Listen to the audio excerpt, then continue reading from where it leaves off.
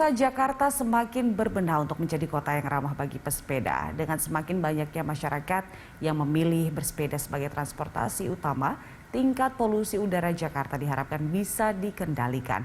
Berikut laporan Sirena Graciela dan juru kamera Maximilianus Untung Widodo.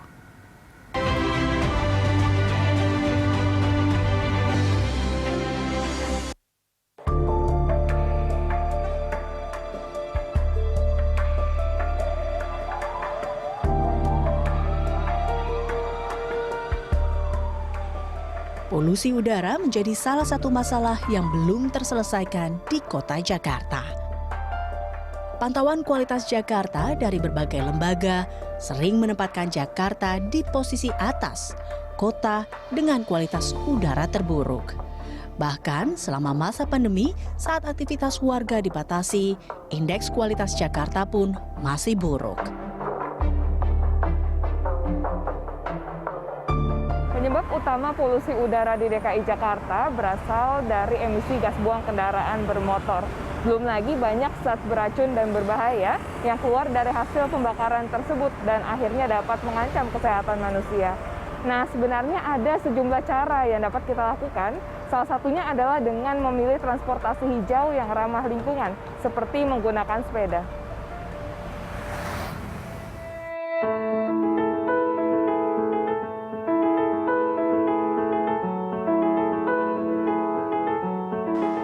Di masa pandemi ini, kegiatan bersepeda kembali menjadi tren di masyarakat di Jakarta. Banyak warga beramai-ramai bersepeda di jalan-jalan utama kota Jakarta. Sebelum pandemi, jumlah pesepeda di Jakarta tidak sebanyak sekarang ini.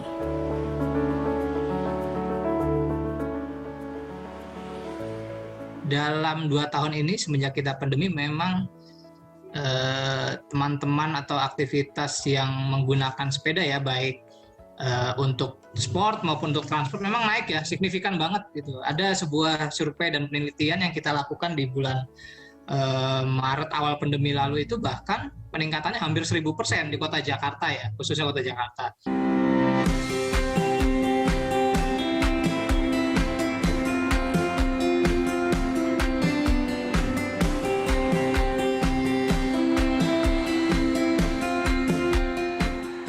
Pemerintah DKI Jakarta terus berupaya mendorong masyarakat untuk beralih menggunakan transportasi ramah lingkungan seperti sepeda.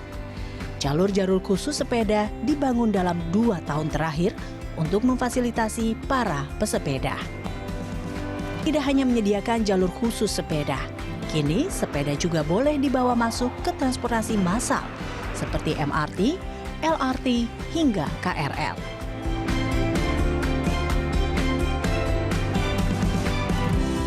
Dibanding kota lainnya, Jakarta nampaknya lebih serius untuk membangun jalur sepeda. Upaya-upaya itu sudah dilakukan sebenarnya dengan jalur sepeda yang jadi satu dengan trotoar, ada di Sudirman, Tamrin, namun masih ditambah lagi dengan jalur sepeda yang terlindungi. Ya. Di tempat-tempat lain juga ada jalur sepeda yang berupa marka saja, marka hijau ya.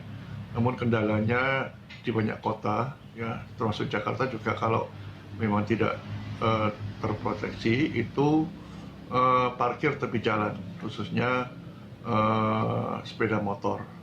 Ini menjadi kendala. Kita sambut baik usaha Pemprov DKI Jakarta dalam usaha memprioritaskan teman-teman yang menggunakan non-motorized transport.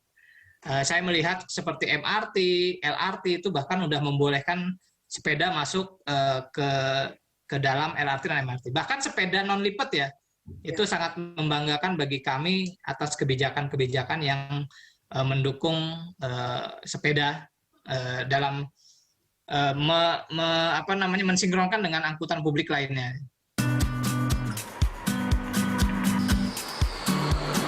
Masih banyak persoalan yang muncul untuk menjadikan Jakarta sebagai kota yang ramah bagi pesepeda. Selain jalur khusus, butuh regulasi yang lebih baik untuk mendorong masyarakat menggunakan kendaraan bebas emisi ini.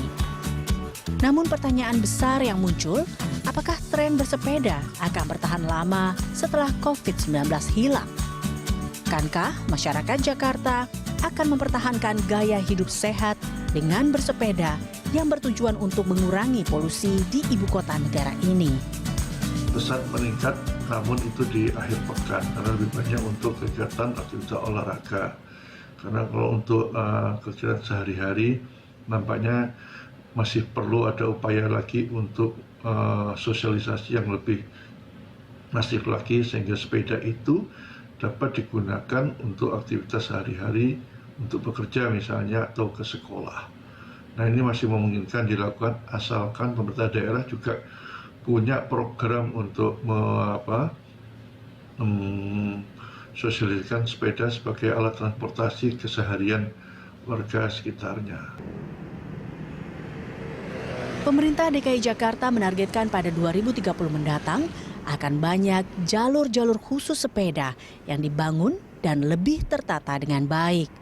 Upaya ini tidak lepas dari rencana jangka panjang Pemprov DKI Jakarta untuk menurunkan tingkat emisi dan polusi.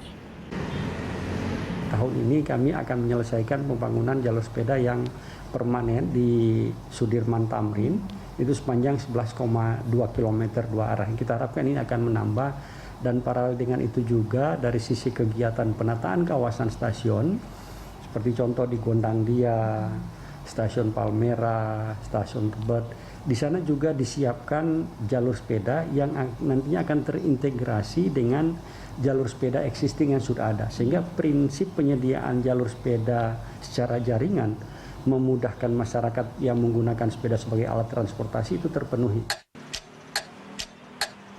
Mengubah kebiasaan hidup masyarakat untuk benar-benar beralih ke transportasi ramah lingkungan seperti halnya bersepeda bukanlah pekerjaan sekejap mata. Perlu waktu bertahun-tahun dalam mengembangkan kesadaran masyarakat akan pentingnya menurunkan tingkat polusi udara, bukan hanya mengikuti tren semata. Selain meningkatkan kesadaran masyarakat beralih ke transportasi bebas emisi, para pemerhati lingkungan terus mendorong pemerintah untuk memperbaiki regulasi yang membatasi penjualan kendaraan bermotor yang terus menyumbang polusi dan kemacetan.